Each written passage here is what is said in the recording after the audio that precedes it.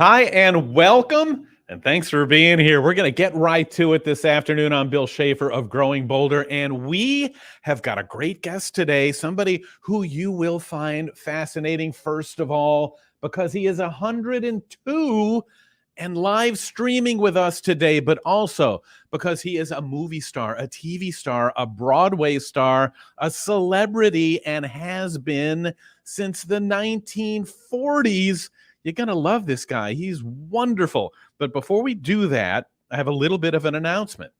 This is our final regular episode of Growing Bolder Now. Our Fridays together like this have been amazing, motivating, inspiring, and even life-changing. We've had incredible guests, but we're not stopping to give you less. We want to give you even more. We at Growing Bolder, we're constantly looking for more and better ways to inspire, more ways to connect and engage, because the truth is we are all in this life together, and it's together that we help each other through the tough times. We help each other through the pain and the heartache that comes with life, and we learn how to maximize, to create, and really enjoy the wonderful times too. There is so much more to Growing Bolder than you may even know.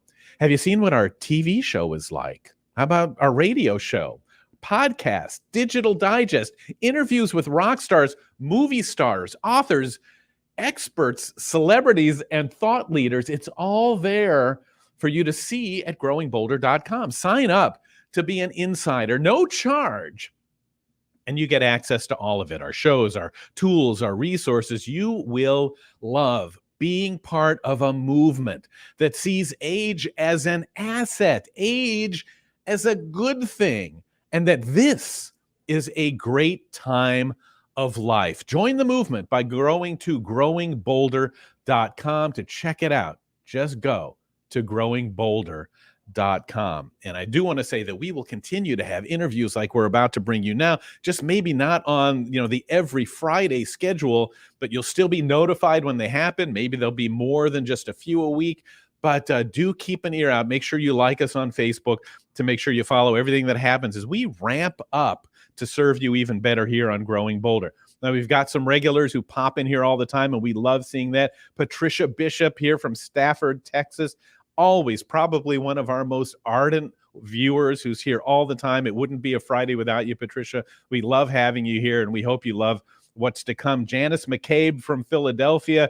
Carol Kessler is here, enjoys the personal touch and enjoys doing this together. We will keep bringing you interviews as well, Carol, so do stay in touch and stay tuned with us. Velma Ostman from Mountain Iron, Minnesota. Wonder what it's like in Mountain Iron. I bet it's beautiful. So we've got a good crowd here with us today, and we happen to have an absolutely terrific guest who you're going to love. All right, who is it? Well, it's this guy. And I'm Nehemiah Persoff.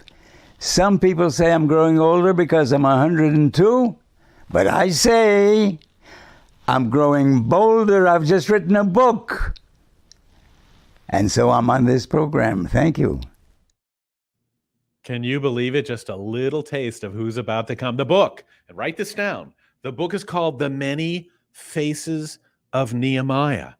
Nehemiah Persoff. His story is truly amazing. It ought to be a major motion picture, and maybe one day it will be, because from him we can learn. And just to give you an idea of the breadth of his career, here are just a few highlights that will absolutely trigger some memories for you. Watch this.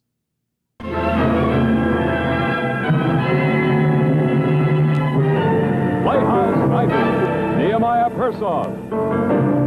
Hola, Jose. Fernando. Glad to see you. Okay. How was the draw? The first bull, perfect, very comfortable. Oh, they're saying that Manolete is going to be We the number. have no time. I might look for him. Start looking now. But I won't find him, Manolo. You know that. I have to look because there's nothing else for me. I tell you that you sang beautifully. I never heard you sing better. I was terrible, I know it. My voice was shaking like my knees. So what? Don't you know that it's good luck to have a bad dress rehearsal? You ask anybody in show business. You pull over.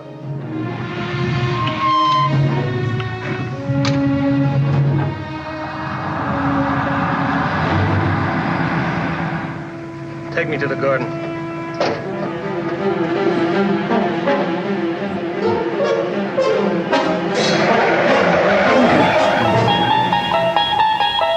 Duly recorded on this ship's log is the sailing time, course to destination, weather conditions, temperature, longitude, and latitude. But what is never recorded in a log is the fear that washes over a deck like fog and ocean spray. Fear like the throbbing strokes of engine pistons. They're cops. They'll kill you if you run. I didn't do nothing. I didn't do nothing.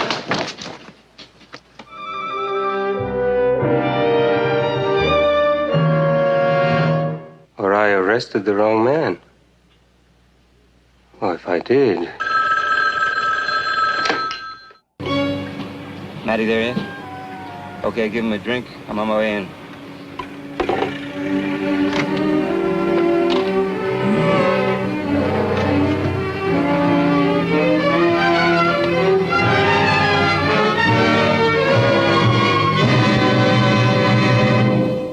Gentlemen. Mr. Peters, I wonder if you're familiar with the New York State Penal Code, Section 1897? I haven't read any good books lately. Do you know what, Bonnie? I'm sorry for you.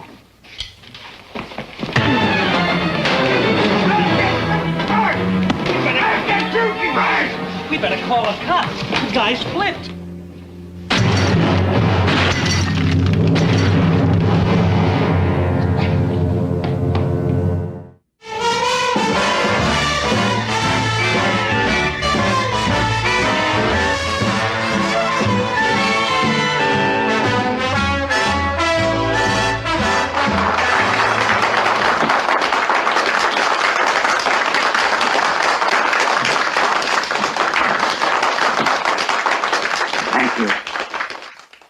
Thank you, fellow opera lovers. It's been 10 years since I elected myself president of this organization. And if I say so myself, you made the right choice. Unbelievable. Can you believe all of that? How many of those shows did you recognize? What a powerful actor. What a great This is amazing. I'm Bill Schaefer. This is Growing Bolder. And now we are going to meet this very special person. Over 40 feature films, well over 300 television roles, many plays on Broadway. And we are lucky enough to have him with us. He is a national treasure. He is an inspiration for anyone who's had a rough time in life, anyone who feels like they're different or don't quite fit in, or who struggles with their beliefs and who wants to contribute to making life better for others. And he just happens to be 102 years old. And I don't know what you did this year, but he wrote his spellbinding autobiography, which we will tell you more about. But let's say hi to Nehemiah Persoff. How are you, Nehemiah? I'm great after this introduction, especially. I'm fine.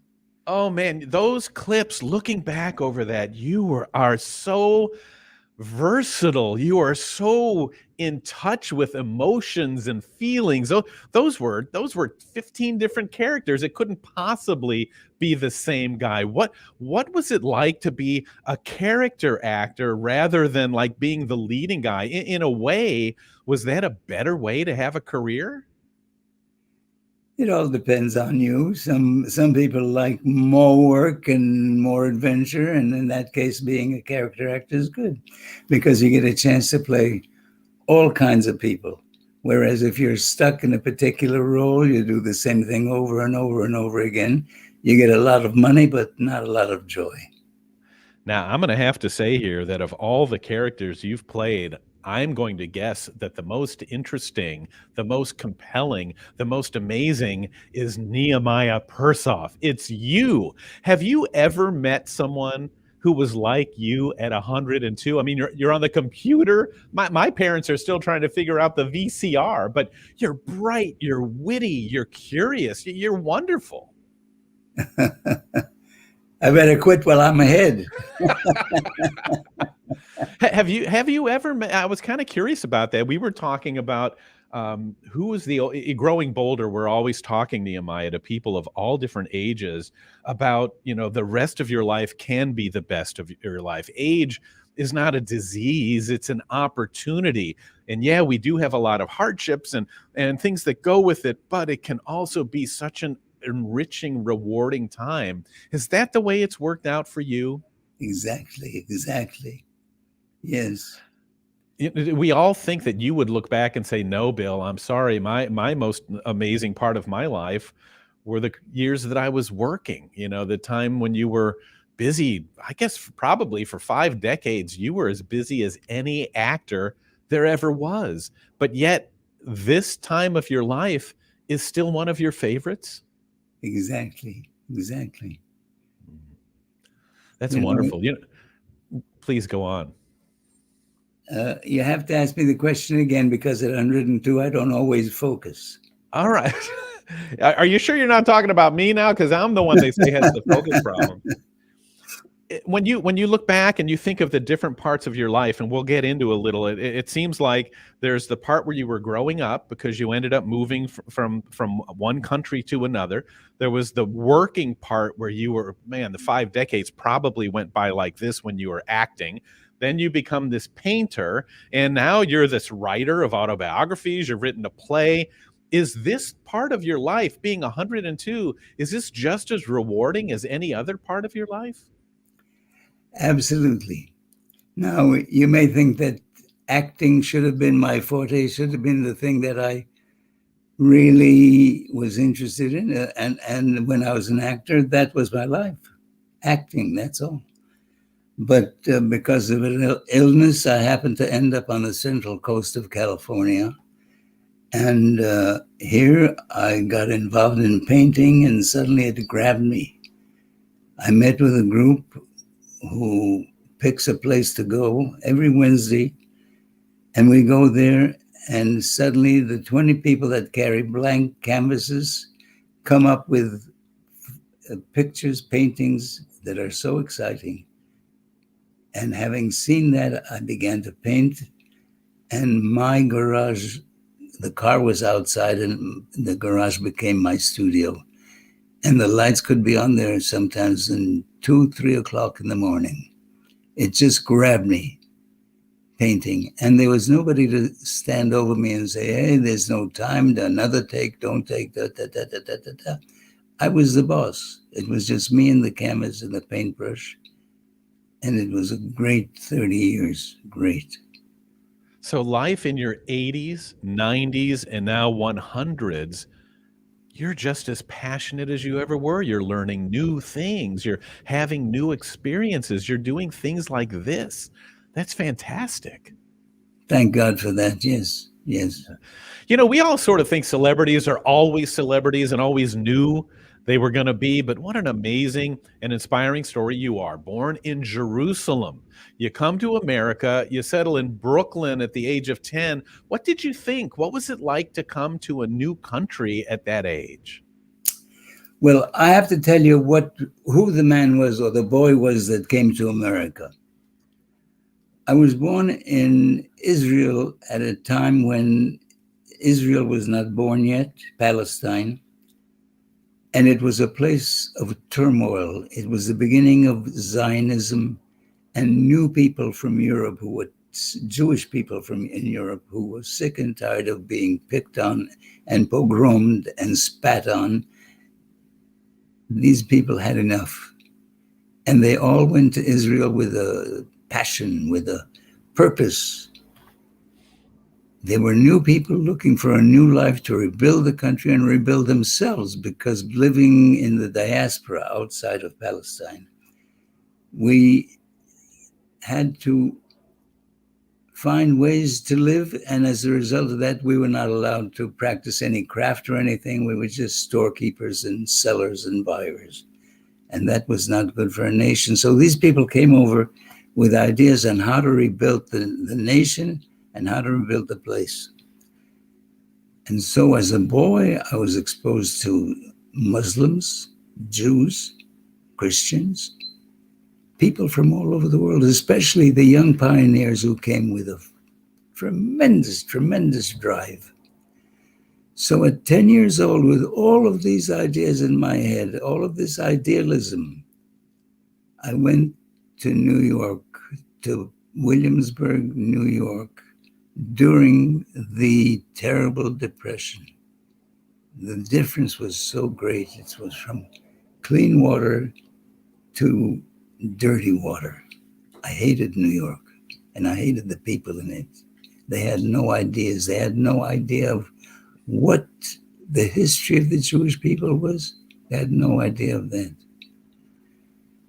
And so I fought my way through that.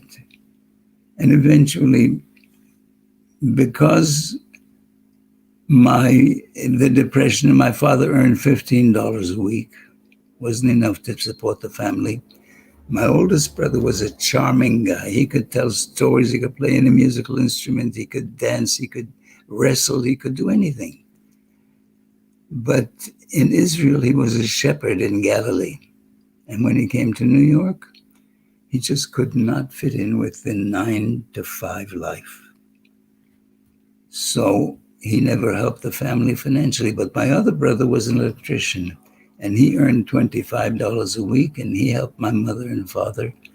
And we came through the Depression because of him. And when I had to choose between an academic high school and a trade school, I chose a trade school. At trade school, I didn't do so good because my hands are not able to do the things that a worker should be able to do. So I struggled through years I hated my work. Eventually, I got a job in the New York subway, which was not bad. But there, at a party where I imitated the people in the subway because it was so funny. They were not New Yorkers. They were from other parts of the country, railroad workers. And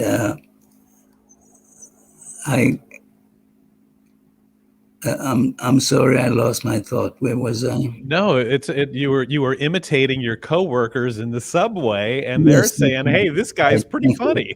Thank you. So I used to imitate these guys at parties, and a girl came over to me. I didn't know her. She said, "You know, you're not a subway worker. You're an actor." Now that was exactly what I wanted to be inside, but I wouldn't take the chance of saying I don't want to be.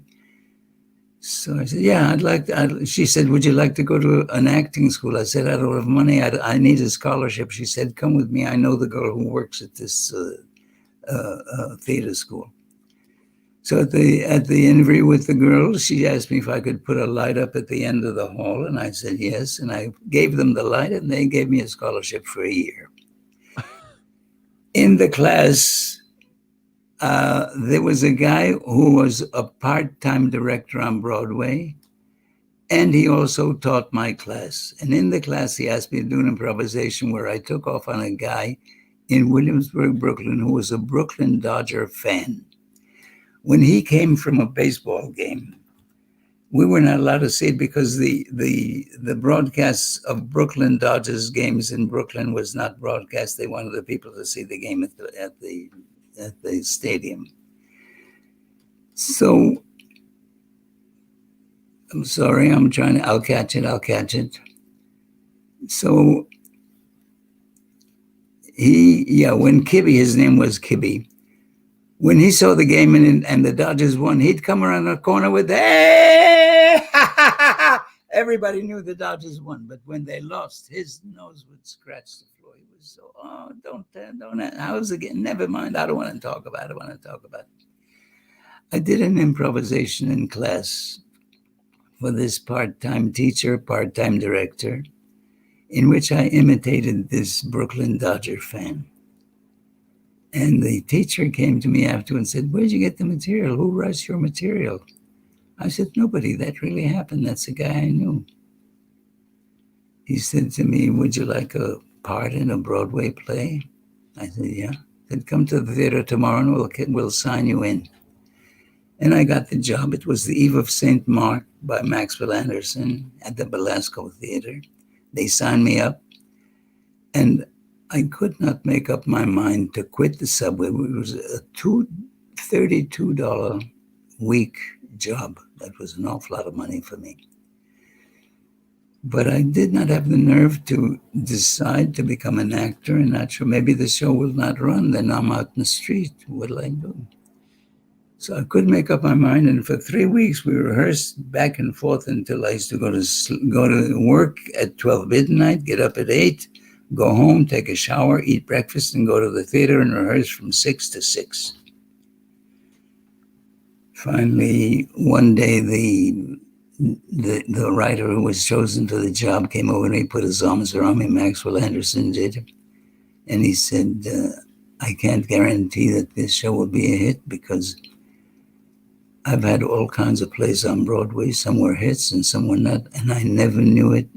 I never knew whether they would be a hit or not until we opened and the critics said it's okay, and then it was a hit. But I never knew ahead of time. You have to decide. I said, I'm sorry, I can't decide. He said, well, and he fired me.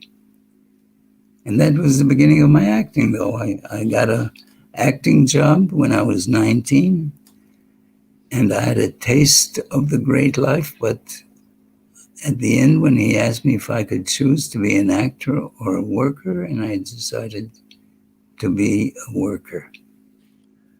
Isn't it, so many people, Nehemiah, their dream is to have the opportunity that you did just at that point, yet it almost it fell to you, and then you weren't really sure if that's what you wanted to grab. And you touched on a couple themes I'd love to get a comment on from you. One, fitting in. You come from Jerusalem to Brooklyn.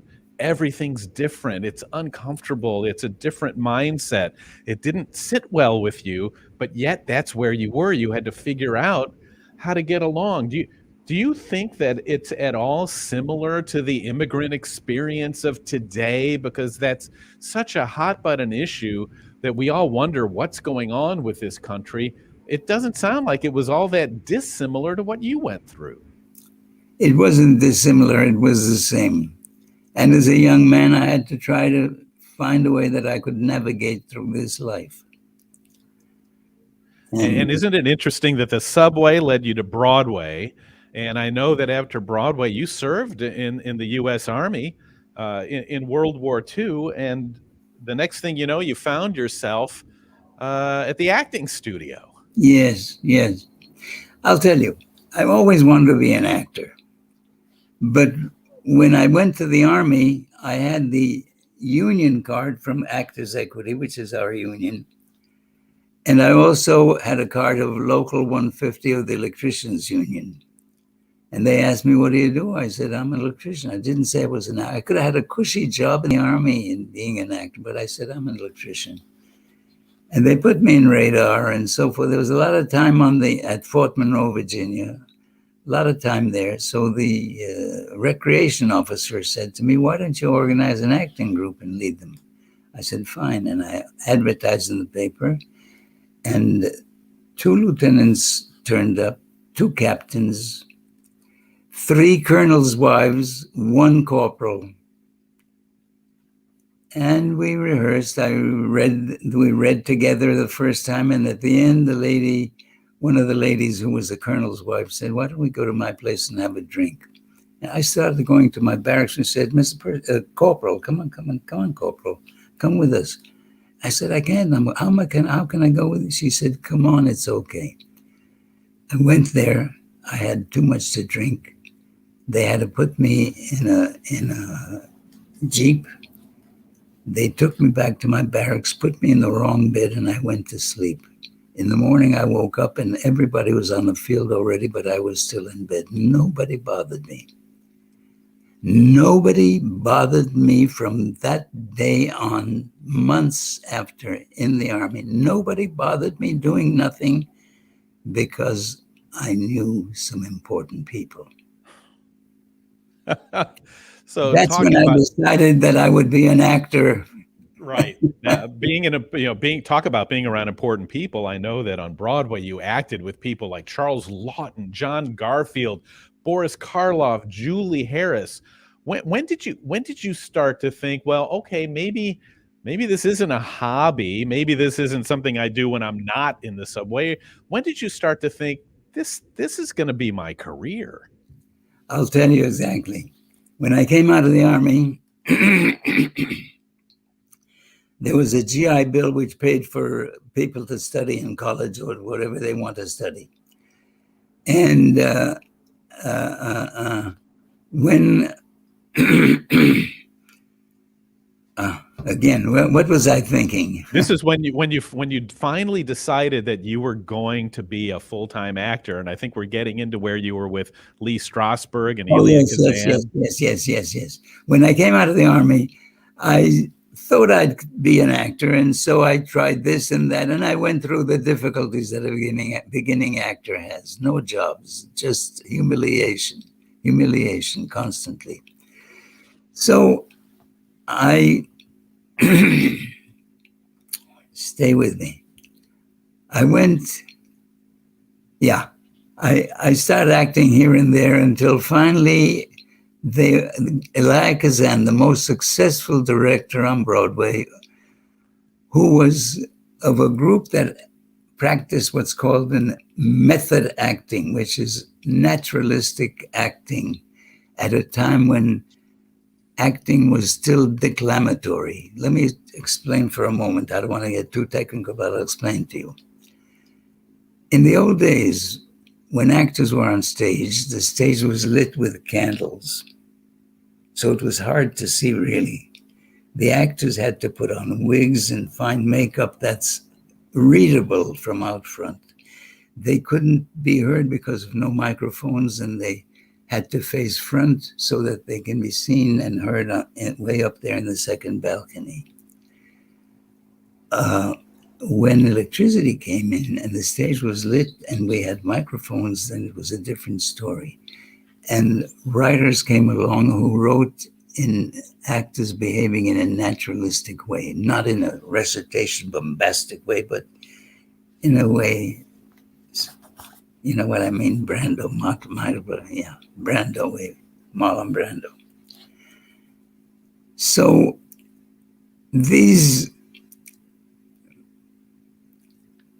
you deciding to become an actor full time. Yeah, thank you very much. So when I came, one day in the summertime, I found a friend of mine on the street. I met him on the street, and he said, you know, Elia Kazan is organizing a theater group called the Actors Studio. Would you care to audition for it? I said, yes. I went and I auditioned with a show that I did in the summer theater where I played a classic part in George Bernard's show, The Devil's Disciple. It was the kind of part that I would never be cast in, but I did it up in the Boondocks in the summer theater. And I came to New York and I did the audition for Kazan. At the end of the audition, Kazan said, why did you pick a classic? I said, I don't know, I just, that's what I do. He said, all right, we'll let you know. And I knew what that meant, man, forget it. If somebody says, we'll let you know, forget it. I went home, and a few days later, I found a card from the Actors Studio inviting me to come to the first meeting. I was so excited. This was a tremendous step forward with Kazan's particular group. At the meeting, I saw Marlon Brando, Garfield, other people whose names escape me at the moment. And Kazan spoke, and he said, I invited you guys because of all of the thousands of actors I auditioned. You guys are the cream of the crop. You are the future, and I want to work with you. I don't have to teach the actors how to act. When I act with them, I want to teach them at the studio. I left that place walking 10 feet up in the air. I was in the Actors Studio with John Garfield, Frank Chatone, Marlon Brando. And that's how it was.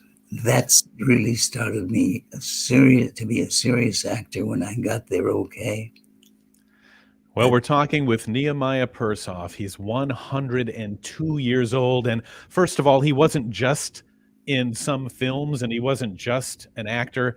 He was in over 40 feature films. You were in some of the greatest and most memorable films ever. On the Waterfront with Brando, Some Like It Hot with Marilyn Monroe, pretty much every TV show you can name from the golden age, Twilight Zone, Untouchables, Naked City, Alfred Hitchcock Presents, here's with John Wayne, Mission Impossible, Wild Wild West, Barney Miller, MacGyver, Star Trek Next Gen, Doogie Howser.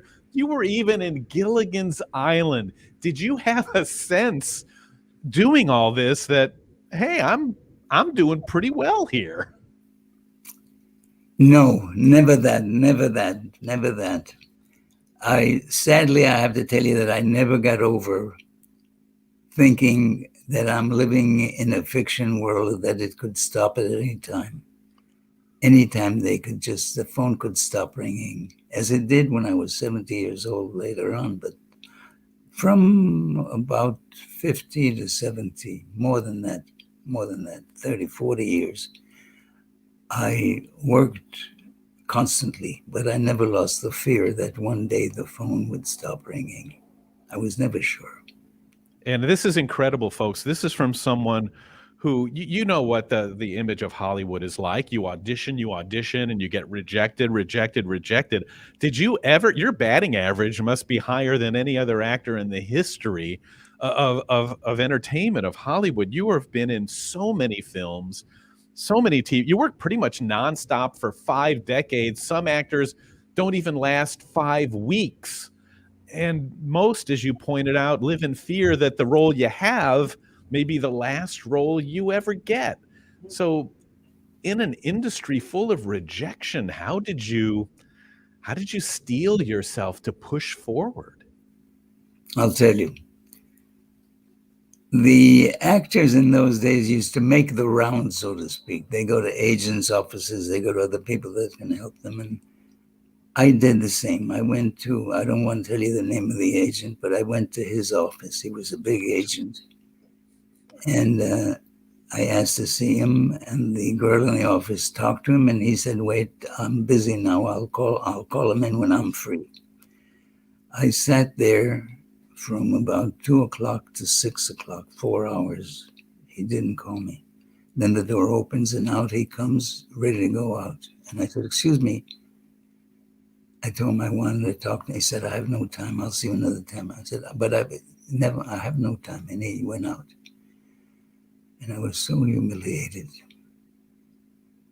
When you're rejected as an actor, if you're a carpenter and you build a chair and they don't like the chair, that's fine. It's the chair. It's not you. But when an actor goes in and he's turned down, it's because of his ethnicity, because of his height, because of his weight, because of his person, because of his heart and soul, because of who he is. And you are totally rejected, and it's so painful. I never, ever did that again. And I decided that if I'm going to be an actor, I have to be good, I have to study, and I have to get free, I have to understand what acting is. And I studied for about 10 years before I got into the actor studio. But when I got into the studio, it was incredible. Nehemiah, what you said is something that we all relate to. We're all terrified of rejection. We all live in fear of being hurt. And sometimes it stops us from doing what we really love, what we want to do. You could have said, "Look, I'm not even from this country. This is not for me. I'm just going to be an electrician," and plodded your way through life. But you risked the chance that rejection would happen again in order to do what you really wanted to do. How do we put a little Nehemiah in our lives so that we don't frighten ourselves out of doing something we're meant to do? It's hard for me to say. I don't know how to advise anybody, because I feel that everything that I've done was done by accident. Not my doing, but by accident. How? I don't know, but I cannot tell. I'll tell you, there are some people who want to be actors who ask me, "What do I do next?" And I say to them, if you can possibly do anything else, do it. because it's going to be very tough. It's a competition as an actor is so great. You have to have a thick skin. Unfortunately, that's a sad case because the actor has to be sensitive. He has to be sensitive to people. At that time, I could talk to people and get vibes from them and know exactly what's going on inside them. There's a sensitivity that you have to be an actor. And when you have to go through the horrible rejection, I say, don't be an actor unless there's nothing else you can do. If you feel that that's the only thing in the world that you can do, that you hate everything else, that's be an actor. Yeah, isn't it interesting that life itself comes with so much rejection that we do need to learn to be like you and kind of like grit our teeth, put our shoulder forward. And they may have been accidents that got you where you were, but it's because you were there. It was because you were brave enough to go to the actor's studio, to be a part of the machinery there, to step up and try to do your best. So it really wasn't an accident. It was an accident as a result of a lot of hard work. So you're doing what so many actors dream of, right? You're working, you're getting parts, you're constantly at it, getting yourself better. What was it that eventually made you stop? Stop what? Acting, working. Oh, that's another story. I'd like to save that for a little later because I want to tell you something about the feeling that we had in the actor's studio. Please do. Is it your like camaraderie and that team feeling? Yes. Great teamwork. There were two groups when we started the studio. One group was people who established themselves on Broadway, who knew the characters they were playing. And there was another group of beginners. And the beginners group was Eli Wallach, Julie Harris, Maureen Stapleton, other people that became stars.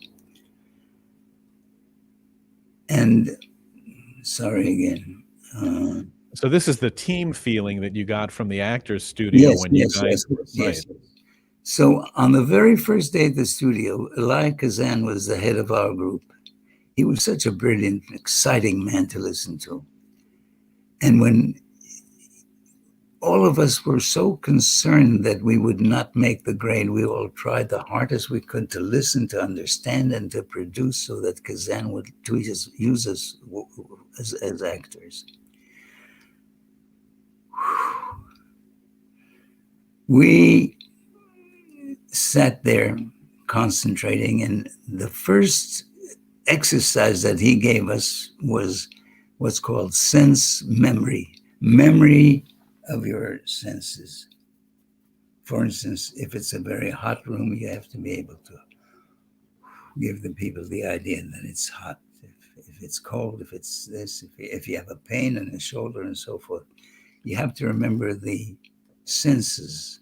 And so they give you exercises of doing something without the object. If you're going to drink coffee, maybe you drink coffee in a cup that's not there, you just hold it, and it's very hot. Or it's this or that. Don Hanmer, an actor, was assigned the job of peeling a banana.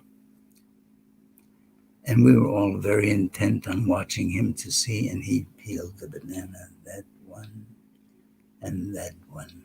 At that moment, Cloris Leachman, who was in the habit of coming, later on we found out was in the habit of coming in late, finishing her breakfast, came in eating a banana. She walked around the group and around the back and sat behind Don Hanmer, who was doing the exercise. And while he was doing the exercise, he looked at Kazan and said, "My God, you know, I can smell it. I can smell the banana. I really can." And we all, yes, I do too. We all felt, wow, we have done so much. We are actors. We can feel. And Cloris says, I can smell it too. And somebody looked and said, "Oh, you're eating a banana." That's fantastic. You know, before she passed, Cloris was on with us here. And she was, the day we had booked her for her interview, she had a dental appointment that she forgot about. So she talked to us while she was sitting in the dentist chair. You can hear the drill and everything. She was so wonderful. But I think the point that you're making is that in life, where we go, it's the people around us that make us better. You know, we all are greater than the sum of our parts. And I think that works aging wise too. You know, that's what we have here in Growing Bolder. It's a bunch of people who are looking at life and saying, okay, maybe it's not time to fade away.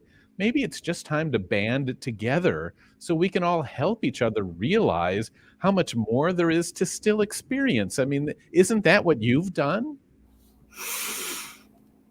I guess so.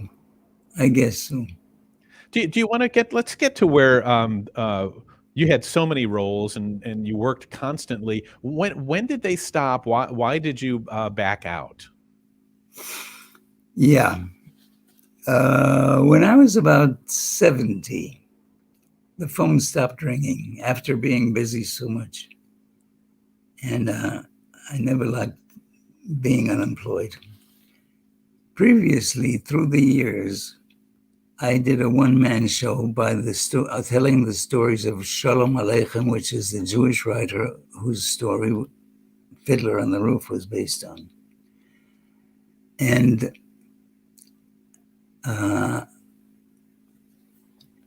we're talking about how the Hollywood career kind of came to a halt. Oh, yeah. I told the stories of Shalom Aleichem. I won't go into detail of that, but anyway, it was a great hit, and I won awards in Los Angeles and in San Francisco. In San Francisco, my producer called me and he said, Nicky, why don't you come to San Francisco? They're giving out awards. You may get it. You were nominated. I said, no, I don't want to go there. Why should I go there and sit down and hear a lot of people talk and then go off without the awards? He said, don't worry about that. You and your show are the only ones nominated. I went and got the show, and the show was a great hit. Anyway, when I was 70 and the phone stopped ringing, I decided to do another show. I did the show. I worked on it for about 8 months and then rented a theater in San Diego, and a director and people worked the box office and so on. I worked hard, and it was my money that supported the play. And on opening night, in a 600-seat house, I got 11 people. Not opening night, but I'm sorry, preview night. 11 people. That's a terrible rebuff. Terrible.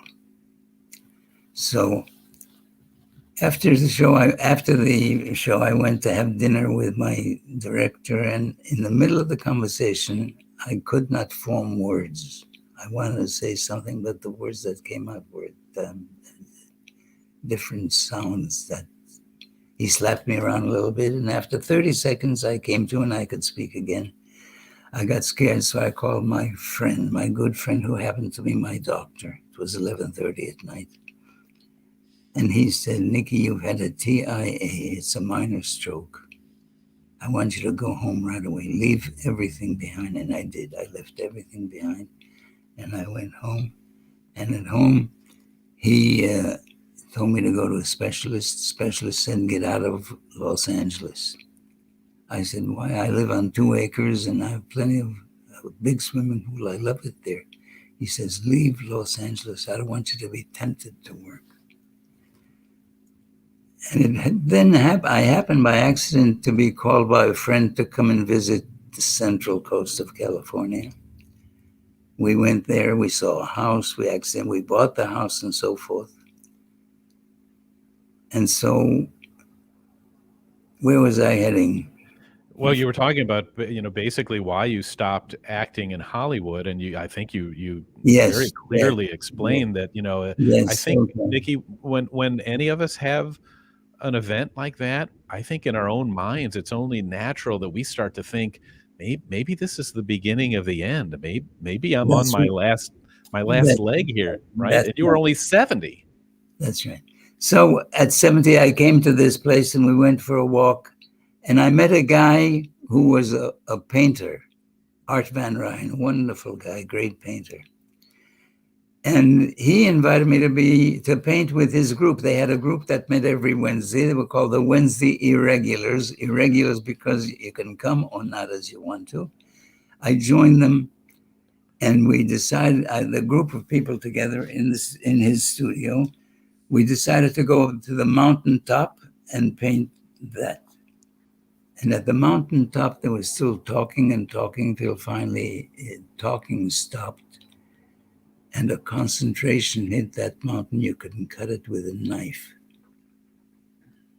And after 2.5 hours, we had lunch and a critique. The actors would critique each other's paintings. But what impressed me most was these 25, 30 people who had just blank canvases in front of them before, now had 25 canvases with beautiful artistic creations. And I thought, wow, wow.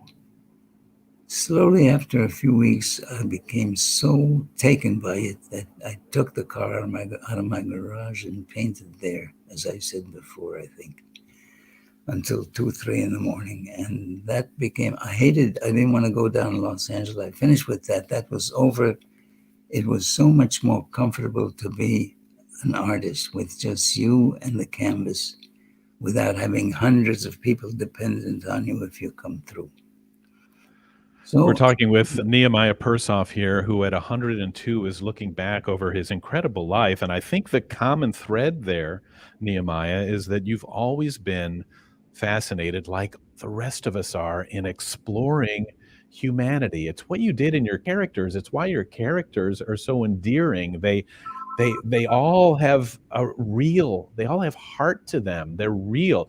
Mike, let's show some of Nehemiah's sketches too, because yeah, you've done a million great landscapes, but look at your sketches. This was you as little Bonaparte, little Napoleon in Some Like It Hot. Just incredible. And you did a lot of yourself in characters. Look at this from Taxi Driver on the waterfront when you were the taxi driver. These aren't just drawings. You're looking for the essence of what makes people unique and what makes them fit in. This is you as Yentl's father. We'll talk more about that in a minute. Do you think that's it, Nehemiah? Do you think that this little boy coming from Jerusalem to Brooklyn, trying to find an identity, trying to figure out why people seem so different, was just looking to fit in? I was looking to fit in, but the circumstances around me all mitigated, all brought on what my life was, because my father was an amateur actor in Russia when he was 17, 18. Before the revolution, they got out and they took a boat to Istanbul. There they all got off and formed a theater company that acted in French, and they did a Molière play. There was a French colony there. After a while, they walked to Syria, to Damascus. There they formed a group and played the same Molière piece, The Miser. My father played the lead. I have a photograph of him in 1903. They worked there and then eventually walked to Palestine. And there they started the first Hebrew-speaking theater in modern-day Israel. My mother was one of the small part players. She was a comedian and had us in stitches when we were growing up. But anyway, she acted with them, and my father, who was an authority there, gave her a big part, which it was called Mrs. Persoff. And people who saw that in later years said it was a good production. Anyway, what was I talking about? Wow, that was great as it was. And we were talking about fitting in and exploring the essence of what makes us the same, what we all have in common through not just your roles in TV and movies and plays, but in painting as well, because your true essence is what comes out. I see what you mean. So when I was young, it wasn't by accident that I was an actor, because I said my father was an actor. And as I remember, as a 3-year-old, I loved my kindergarten teacher. I wanted her attention. And I couldn't get enough of her, so I got on the trike and went around in circles, smaller circles, until I fell down and pretended I was hurt. And she would come and pick me up and strode me, and that was heaven. That was heaven. And the rest of my life, actually, as it turned out, was just a repetition of that, selling people a lie, which they took for truth. When you're on stage, you're telling them, you're pretending to be somebody that you're not. And if they accept it, then you're a successful actor. If they don't suspect it, you're out. So I had it from age 3. You know, another way to say that, though, besides it's a lie, is that you see in others a way to connect. You see pieces of other people that you create into this puzzle that you portray in both your art, your sketches, and in your theater and film work. You're really such an interesting person. Yeah, and one thing I wanted to ask you to tell us a little bit about is what happens as we age. You know, it seems like we buy into this idea that we start slowing down or fading away, but you seem to keep looking for new passions and looking at life with a curious bent, looking for new challenges. Yes. Yes. So what is life? What is it like? What happens as we age? Okay, I'll tell you. When I was about 16, 17, I read a book by Ben Hecht in which he writes his autobiography. And he starts with, I don't know why I should write my autobiography now and not later when it's all behind me. And he says, when it's all behind me, I may be all dead, because death is not something that occurs immediately, he said, this is Ben Hecht. He said, death starts when your knee begins to give, and your back and your head and your other parts sexually, you're dead. And slowly, slowly, slowly you die until the final death. But before that, there were deaths after death, after death, after death. And I always felt that this world is going to escape me. There's going to be a time when I won't be able to see the sky or the stars or the trees or nothing. So I better get to know where I am, and I better do what I can. And I also, later in life, felt that I wanted to leave something for the family, and that creativity. Painting. My father was painting too. So you see, I got it from him. I got it from many sides. But it really wasn't my doing. It's something that I had to do. I had to do it. Nehemiah, do you think about death? Now, sometimes I do. Yeah. I'll tell you the truth. My wife died about 7 months ago. You were married 69 years. I'm so sorry to hear that. Shortly after she died, I happened to meet a young lady that just threw me off my feet. What was I going to tell you? You were telling me about, losing you were losing your wife, and I was asking you if you think about dying. Oh, yes. Before I met her, after my wife died, I thought there was nothing to live for, because I loved her. 69 years we were together. And I met this lady that just knocked me out. And then I began to be very much concerned. She's a much younger woman, and I'm 102. How much more time do I have? 6 months? A year? A year and a half? A year and 3 days? Who knows? You don't know. And I suddenly began to feel, oh, shucks, I want to live. I want to live. And so today, I said, I have to forget about it, because who knows?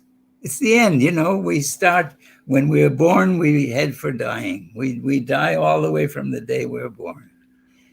And then I will die, and that's okay, fine. I've had my share, I'm happy, I'm satisfied. I could go today, fine, but I don't want to. What a great answer. What an incredible answer. Isn't it interesting too, Nehemiah, that people always tell you, they told you when you were 10, they probably told you when you were 20 and 30, Nehemiah, live for today. Live in the present. And Yes, I don't think we really know what that means until we're older. And then you're forced to really live in the present, and it can be a beautiful way to live. yes, yes. Let me tell you something I'm reminded of. When I came to Brooklyn and I couldn't fit in with the people, I was the greenhorn. I was an object to laugh at. They laughed at me. I couldn't speak English.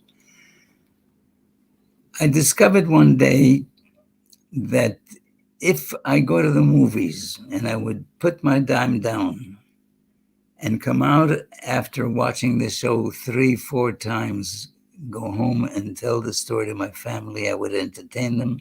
And then I found that if I took it to the street and on the stoop to the house, these were all tenement houses, on the stoop, I would gather the people from my gang, the Jewish gang, the Russian gang, the Italian gang, all of the gangs around the neighborhood.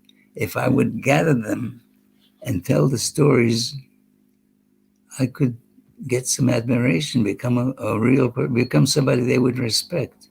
And I did. I used to tell the stories of the movies, and sometimes when I feel, because I had a sense of when I'm losing my audience, when I felt I was losing them, I would bring in a killing, a murder, a drowning, a tragedy, something to catch them again. And where was I? You were talking about the kids in the neighborhood and trying to impress them. Yes, that's right. So I was a storyteller. And I had that through all my years. And people, You know, the other thing you are, Nikki, is a survivor. I mean, yes, you came to a new country, you know, and you haven't stopped either. Life isn't easy. You know, if we're lucky to live long enough, we're all going to suffer. We suffer heartbreak, sadness, absolutely. illness. So how do we continue to enjoy life where it's not unusual to find people going through a pain?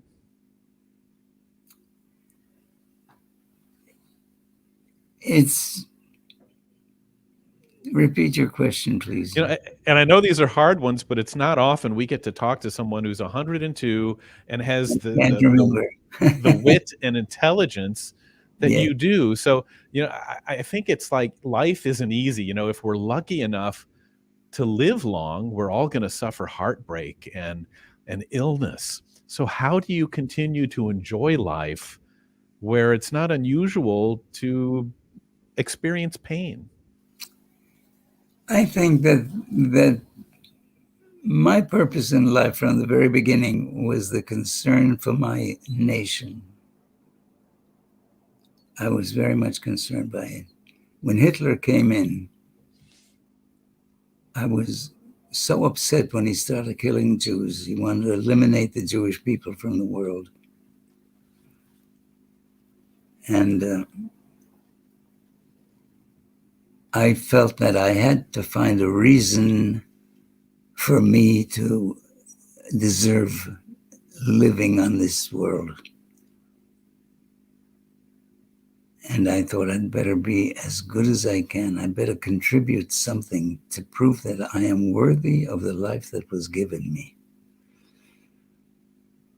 And it was then that I decided that whatever I'm going to do in the end, I would do the best I can. And that's what happened. And the thing that keeps you going is also a feeling for other people, because you do want to help them. And I sometimes think that the purpose we're on in this world is to help others. And it's not easy. It's not always possible. Sometimes you do, sometimes you don't. Sometimes you're hungry, and so you grab the piece of bread. But sometimes when you're full, you should give a little bit of your bread to others who don't have it. And that's what drove me. It's such great advice, and it's great wisdom, and someone that you helped a lot. You're not just talking about it. Someone who you helped a lot, who adores you, is none other than Barbara Streisand. In fact, she chose you to play her father in the movie Yentl, and she'll tell anyone who listens that she looks to you like a real father. Tell us a little bit about how that came to be, your relationship with Streisand. When I got the job, I got it, and I had to work fast because I was doing an LA law in New York when I got the script. So I studied the script on the way over, and I could not get into the character. I could not get any feeling. I could not understand what the hell it was about. And so I was very worried. And the day before shooting, she invited me to her house. And she asked me, we sat across the table from each other with a glass of tea. She asked me about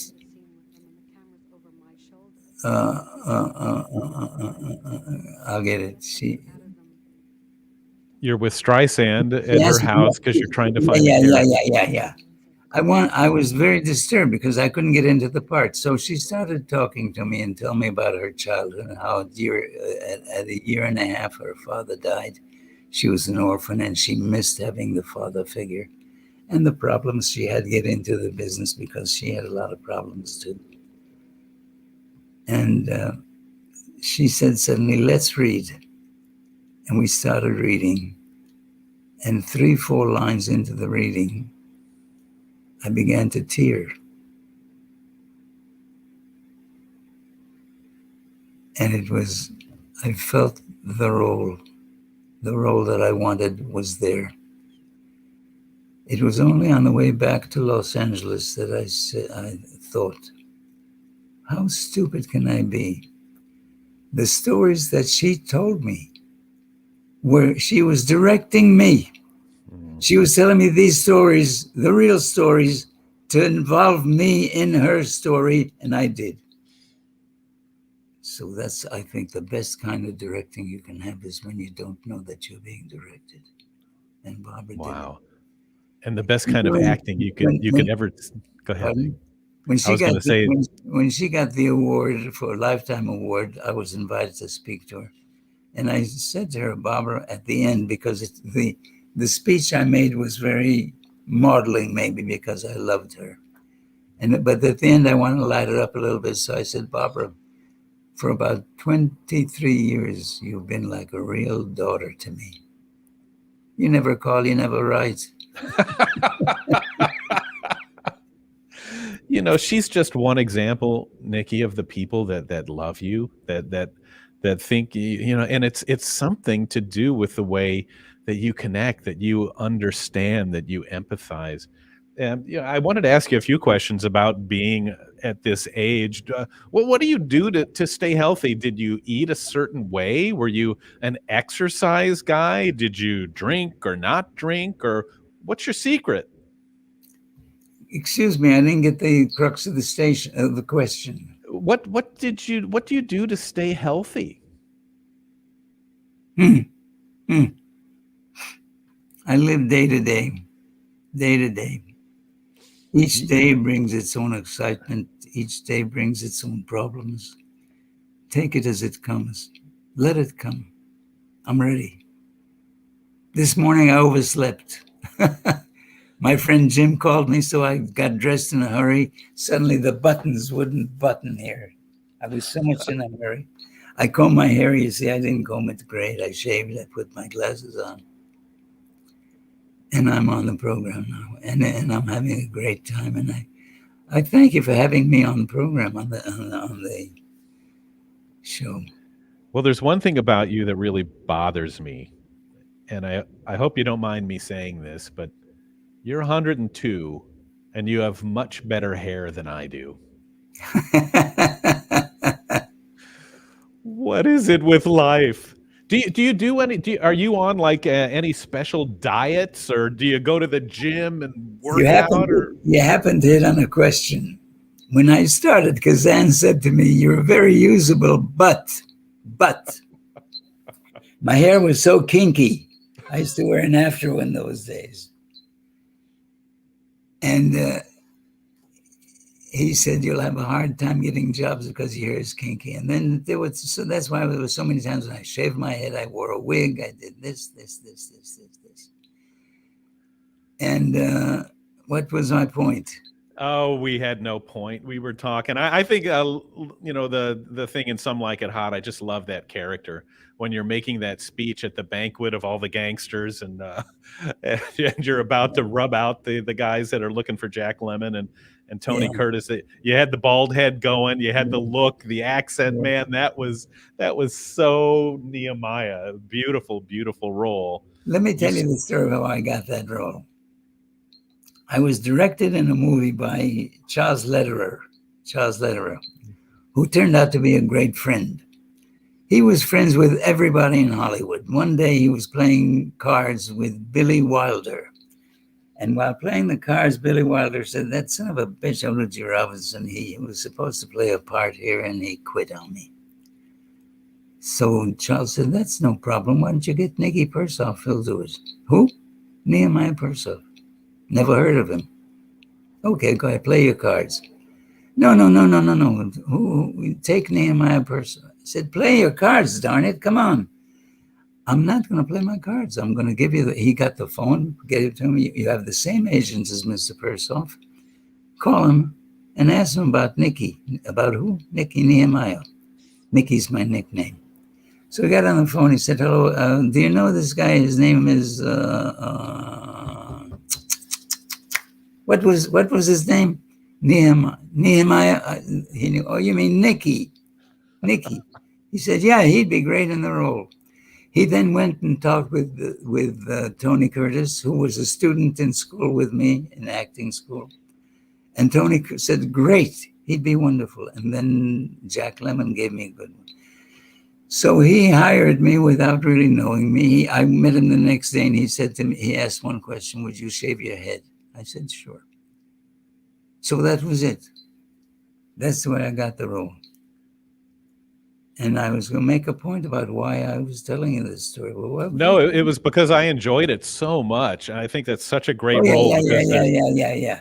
You know, it's I came funny. to rehearse without much opportunity to know the script, but I wanted to get into the role. And I came out, as you'll see when you see the role, I came out walking, and there were about 30 extras, gangsters sitting around me. And as I walked in, as I try to be the gangster, try to be tough, try to be not me, but try to be the other guy, I hear somebody and I say, who the hell is he? I thought that Edward G. Robinson was supposed to play the role. When I heard that, I thought, here's my opportunity to become a real gangster. And I turned around and I said, what did you say? He said, I thought it was Edward G. Robinson going to do that role. I said, do you know Robinson? He says, no, I never know, but I know who he is. You know who I am? No, I don't. Then just get yourself the hell out of this seat, okay? Okay? And that's in front of all the gangsters. And I asked the AD to get him out of there, and Billy Wilder suddenly came in. He said to the guy, get out of there, you're interfering with my star. They took him out, they threw him out, and I was the gangster. Right there, I was the boss. And from then on, it was fun. It's such a great character. Folks, look for the movie Some Like It Hot. You'll love the whole movie, but Nicky steals the scene away from Jack Lemmon and Tony Curtis and Marilyn Monroe, if you can believe it. He just steals that movie. You know what I wanted to ask you as we start to wind down here, because of your age. We often ask people, because we don't live in the past. You don't live in the past. We have a good time talking about it, but you're very involved in your play and your book and your art and your life. I wanted to ask you at this point, what's next for you? What are you looking forward to? Well, I can't allow myself to look forward to a lot, but I'll tell you what I am looking forward to. I've written a play. And I met a guy who does movies. He has cameras and so forth. He has enough wherewithal to do a film. I showed him my play and he said, let's write a screenplay. Let's make it a screenplay instead of a play on the stage. And so I'm working with him on that. Mostly I'm working by myself because he and I are not all together on the same wavelength. So What's I'm the working story by, about, Nehemiah? Pardon? What's the story about? Basically, it's a story of a dreamer. You know what a dreamer is? A Mexican that's brought, say a Mexican, anybody from another country who's brought here as a child but never becomes a citizen and is Right, the immigrant experience. Yes, and is deprived of every right that a citizenship would give him because he's not a citizen.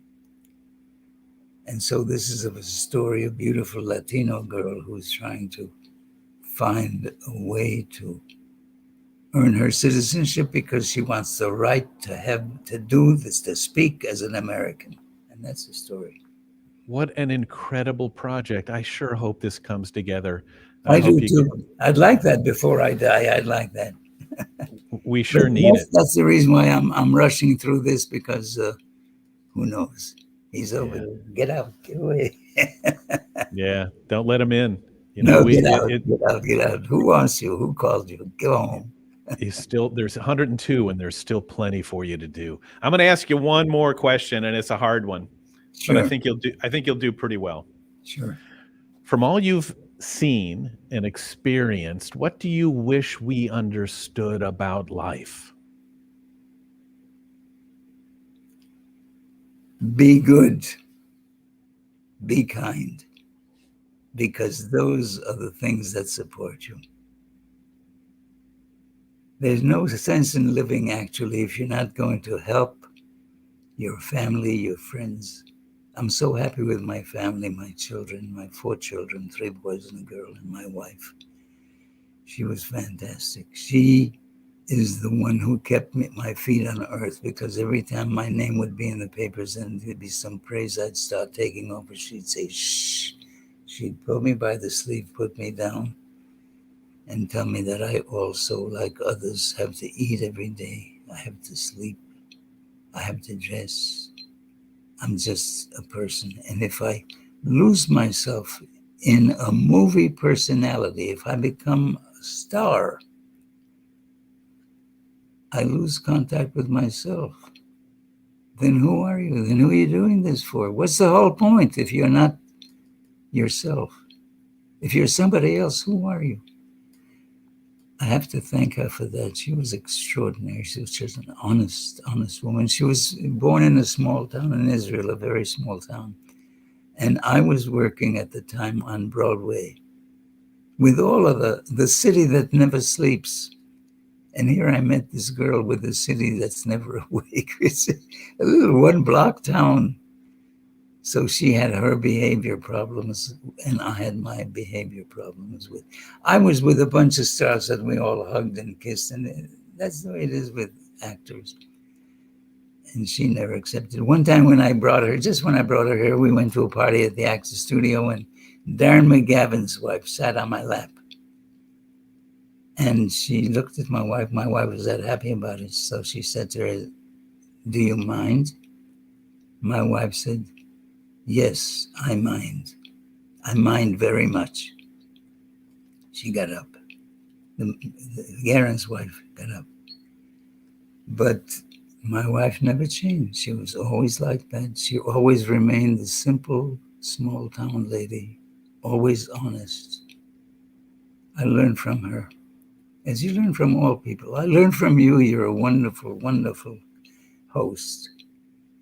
Thank you. Well, I have to tell you, I don't like the idea of letting you go. I'd love for us to keep going on, because you kind of have in your head that you hope it's going to be an interesting interview and this person's going to be interesting, but I never expected anyone as compelling, as charming as you are. And I think the reason is because you're comfortable in your own skin now. That little kid from Jerusalem who was bewildered by where he was and what he was supposed to do found his path ultimately by being who you were, being who you are, being true to yourself and everybody else. Nehemiah, you're amazing. You're a gift to us all. A great guest, a cool dude. And remember, folks, his book is fantastic. Let's see if we can make this guy a let's add best-selling author to his amazing resume. The book is fantastic. You can get it just about anywhere. I was looking at it on Kindle. I think it was under $10. Why not? Because there's so many great anecdotes and stories about acting, about life, about being a young person in a new country, about his story. You can get it just about anywhere. Amazon. It's called The Many Faces of Nehemiah.